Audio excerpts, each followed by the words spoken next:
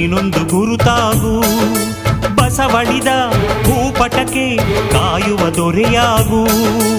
ಏಳೇಳು ಜನ್ಮಕ್ಕೂ ಭರವಸೆ 7 ಜ್ಞಾನಪೀಠಗಳು.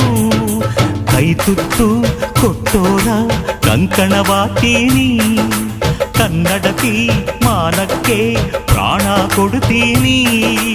ಅಣ್ಣ ಕಣೋ ನೀ ಕೈ ಇಟ್ಟು ಸೋಲಿಲ್ಲ, ನಿನ್ನುಸಿರೇ ನಮ್ಮುಸಿರು.